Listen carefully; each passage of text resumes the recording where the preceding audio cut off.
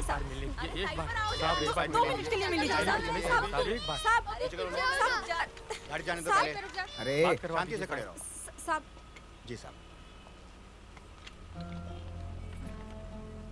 3 घंटे से खड़ी हूँ साहब, 5 मिनट के लिए मिल लीजिए। पाडवा त्यांना कहाँ रहते आप? वो बहराम पाड़ा साहब, मैं आमीना और ये मेरे शोहर ताहिर और ये 2 छोटे छोटे बच्चे हैं साहब।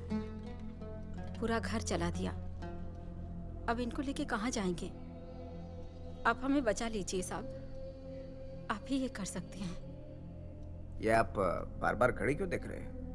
साहब वो नमाज का वो जोहर की नमाज का वक्त हो गया, इसलिए। यहाँ पढ़ लीजिए। नहीं साहब, आपके धर्म से मेरी कोई लड़ाई नहीं है। मेरी लड़ाई तो उन काफिरों से है जो धर्म के नाम पर अधर्म करते हैं। जनामाज आए? नहीं साहब, कुछ नहीं बचा, सब कुछ जल गया। रवि, सटा इधर है ना?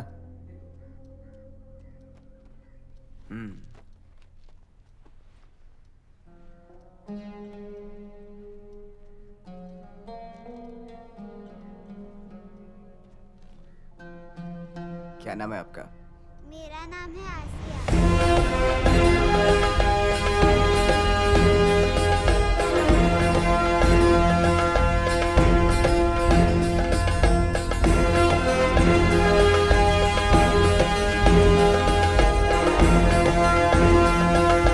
ऐसे ही केवल मस्जिद गिराने में ही नहीं बल्कि बम्बई में हुए बम्बई नहीं, दंगों, मुंबई।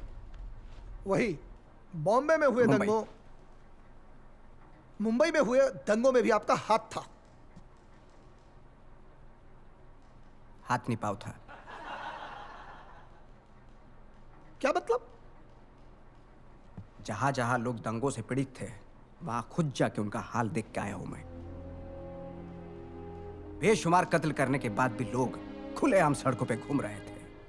ऐसे में उनको काबू में रखने की सख्त जरूरत थी। लेकिन ये काम तो पुलिस का है। वही तो मैं भी कहता हूं कि पुलिस का है, लेकिन पुलिस तो सरकारी नौकर है। जब तक ऊपर से ऑर्डर नहीं आएगा तो क्या करेगी? और ऊपर के लोग ठंडे एसी में बैठकर अपनी कुर्सियां गर्म करते हैं क्योंकि उनकी राजनीति ऐसे ही दंगों से चलती है। अगर इस देश में पुलिस को अपना काम करने के लिए छोड़ दिया जाए तो आधा घंटा भी नहीं लगेगा देश को दंगों से मुक्त करने के लिए।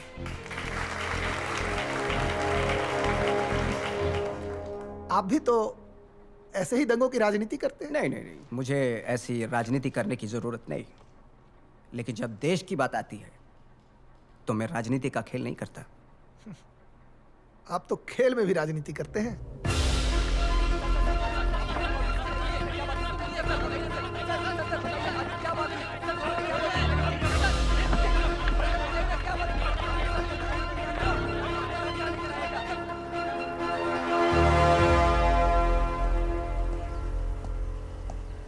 कोण? दिलीप वेंगसरकर आणि जावेद मियादाद आलेत म्हणून सांगा. हेलो. वेळ घेतली आहे साहेबांची. ओके. दिलीप वेंगसरकर आणि जावेद मियांदाद आलेत. दिलीप वेंगसरकर आणि जावेद मियांदाद आलेत. काय करायचं? हा थांबा, वरती विचारून सांगतो.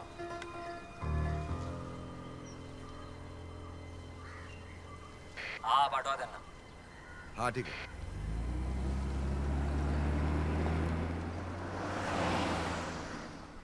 साहेब, जावेद इथे एका टीव्ही कार्यक्रमासाठी आला होता, तर तुम्हाला बघावं आणि भेटावं अशी त्याची इच्छा होती. बर, दे दो. सो म्हणून घेऊन आलो त्याला. थँक्स. आलू वड़ी खाओ, तुम्हारे यहाँ नहीं बनेगी कभी भी.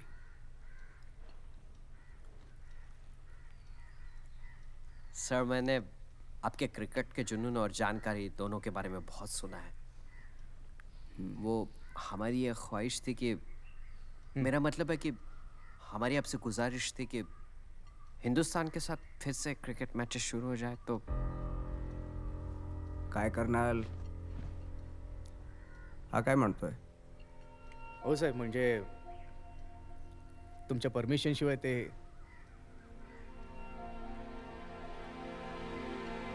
हाँ साहब, सोचिए अगर दोनों मुल्कों में फिर से क्रिकेट मैचेस शुरू हो जाए तो हालात और भी सुधरेंगे. बियर पियोगे? Beer sir? नहीं, थैंक यू। आपका सिक्सर याद है मुझे। Excellent shot. Thank you sir. बहुत अच्छा खेला था आपने। उस गेंद के समय आपके मन में क्या चल रहा था? नहीं सर, ऐसा तो कुछ नहीं चल रहा था। हाँ, बस आर पार की बात थी तो ठोक दिया। लेकिन सच बताओ तो सर, उस पूरे मैच में सिर्फ एक गेंद चेतन शर्मा ने वो खराब फेंकी थी, वरना आप उसका बॉलिंग एनालिसिस देखेंगे तो आपको पता चलेगा कि उसने पूरे मैच में बहुत अच्छी बॉलिंग की थी सर। लेकिन हमारे साथ हारने के बाद यहाँ सब लोग उस पर टूट पड़े थे। अफसोस। हाँ, ऐसा ही है। पाकिस्तान के खिलाफ हम हर जंग सिर्फ जीतना चाहते हैं।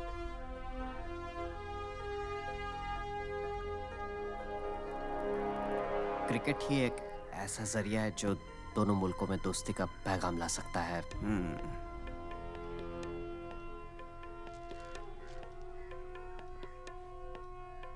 क्या सोचते हो? नहीं सर, मैं बस ऐसा सोच रहा था कि आप प्लीज क्रिकेट को मत रोकिए, दोनों मुल्कों में क्रिकेट होने दीजिए। इंशाल्लाह हमारे लिए बेहतर होगा। आप अपने देश के क्रिकेट के बारे में सोचते हैं और मैं मेरे क्रिकेट खेलने वाले देश के बारे में सोचता हूँ।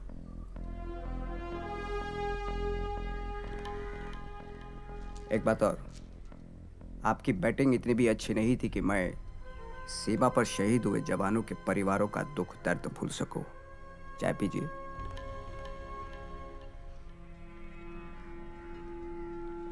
वैसे सर, इस सिलसिले में यहाँ की गवर्नमेंट भी आपसे बात करना चाहती है। खेल के लिए गवर्नमेंट की नहीं, ग्राउंड की जरूरत पड़ती है।